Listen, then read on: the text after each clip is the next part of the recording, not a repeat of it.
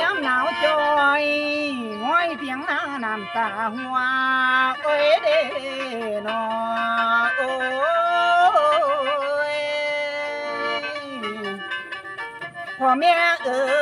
ยเห็นแต่มีก็กว่าจากเมืองบ้านนั้นอยู่ใส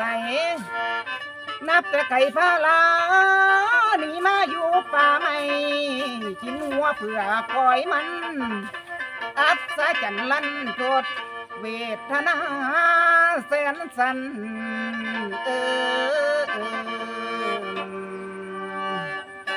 สังการานผ้าปีนกินมันแซงแกงอีโลกออกจากวังมานั่งคุมอยู่หน้าน้อยกระทมเทียงส่วนเราที่บ้าเป็นคนหาควาเลี้ยงทุกเสาคำแรงง่ายหากลูกชายพ่อปันตาบ่จมพุ่มพำหายหากลูกชายพ่อปันแก้วได้แนวได้มาจากป่าว่าแม่นบ่ากะพ่อใช่มีใจสู่หักหอมส่วนลูกชายก็คือกันหันไปย่อยกย่องเว้าน้อมเมียวเที่ยวจ่าคือจังเป็นผัวเมียแต่งงานกันแล้วแนวภาษาเด็กน้อยบ่ทวนหาโนต้นเหตุเกตผลใดผลเกี่ยวผีบ่าเฮ็ดพอคิงคำนางเอ๋ยมือจังหนึ่งลูกนอนเม็ดอิงติงได้ลิงเบิ่งอนาคตเกิดสลดในสวงอาณาใจเด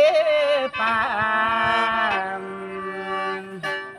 จนน้ำตาลิ้นย้อยลูกคนเดียวบ่มีพอน้ำตาพออังเบายามสิเข้าดอกบนนอนส่วนเท่าที่บ้าผัดนอนอยู่ตึงปึงบ่มีหัวสาวคำมาได้นอนนิ่งบ่มีติงมีเบายามกลางคืนเด็กตื่นขึ้นมามือเศร้าลูกเขาแล้วเป่าไฟหนึ่งเขาสุกแล้วแบ่งไว้ห่อไปให้แต่พอกินบอกเคยมีมนกินลวงเกินกายลำมีแต่ทำงานสู่ดูดันฟันให้บ่มีใจกดเดียวสูนก่อยทอเมียดงายามจังหนึ่งสั่งมาคือผีบ้าหาจังหนึ่งสั่งมาคือคนดีเสียที่หลังเราหมิ่นเนาช่างยามอยู่กับเราเฮ็ดโพโบโนเพเวคือผีบ้า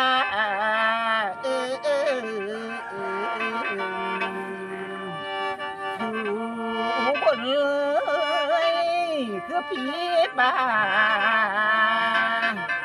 จากผู้บนคนเอ่ยคน